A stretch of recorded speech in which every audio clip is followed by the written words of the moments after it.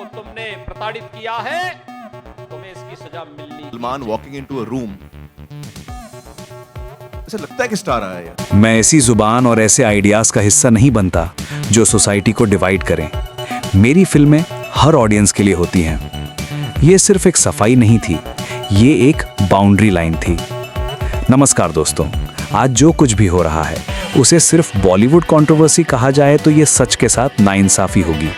ये कहानी है पावर बनाम पॉपुलैरिटी, अथॉरिटी बनाम आर्ट और सिस्टम बनाम सिनेमा की।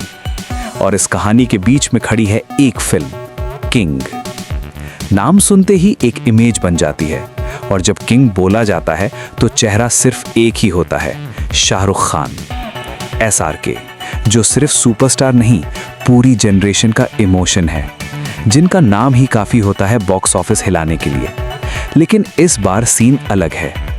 इस बार शाहरुख खान स्क्रीन के विलेन से नहीं लड़ रहे, बल्कि सिचुएशन से, और सिचुएशन का नाम है पॉलिटिकल डिस्कम्फर्ट। योगी आदित्यनाथ का एक बयान और बॉलीवुड का टेम्परेचर सीधे बॉइलिंग पॉइंट पर पहुंच गया।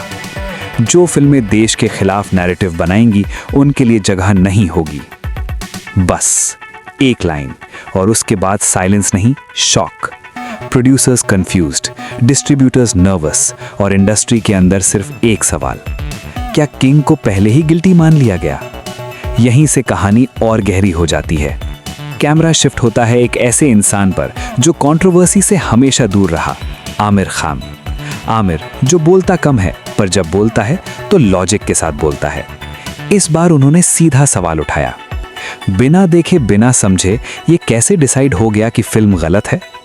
ये सवाल सिर्फ एक एक्टर का नहीं था, ये सवाल एक सिटीजन का था। और फिर आया वो मोमेंट जहां बात सपोर्ट से आगे निकल गई। आमिर ने कहा, सिनेमा को पहले देखना पड़ता है, फिर जज किया जाता है।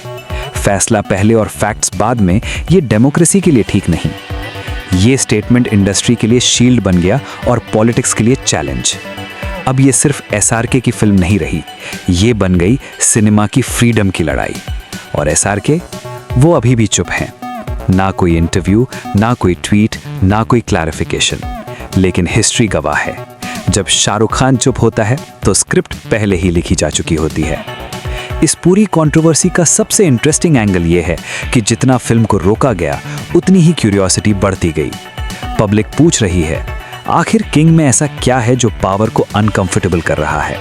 और जहां क्यूरियोसिटी होती है, वहां क्राउड ऑटोमेटिकली खिंचता है। आमिर खान ने बात यहीं खत्म नहीं होने दी। उनकी अगली लाइन और ज्यादा स्ट्रांग थी। अगर किसी फिल्म में प्रॉब्लम है तो उसे एक्सप्लेन करो। सिर्फ कुर्सी के वजन से क्रिएटिव लोगों को दबाना सॉल्यूशन नहीं होता। इस एक स्टेटमेंट के बाद सोशल मीडिया क्लियर डिवाइड हो गया। एक साइड कह रही है नेशन फर्स्ट, दूसरी साइड कह रही है एक्सप्रेशन भी जरूरी है, और बीच में खड़ी है फिल्म किंग, जो रिलीज से पहले ही सबसे ज्यादा डिस्कस्ड फिल्म बन चुकी है। अब सवाल ये नहीं है कि किंग हिट होगी या फ्लॉप।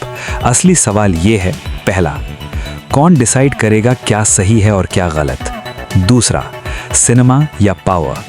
तीसरा, ऑडियंस या अथॉरिटी? एक तरफ पॉलिटिकल सिस्टम, दूसरी तरफ बॉलीवुड के दो सबसे बड़े पिलर्स, शाहरुख खान और आमिर खान। और जब ये दोनों एक ही साइड खड़े हो जाते हैं तो सिर्फ फिल्म नहीं, हिस्ट्री बनती है। दोस्तों, ये सिर्फ एक मूवी अपडेट नहीं, ये एक टेस्ट केस है। सिनेमा की आज़ादी का टेस्ट, ऑडियंस की सोचने की पावर का टेस्ट।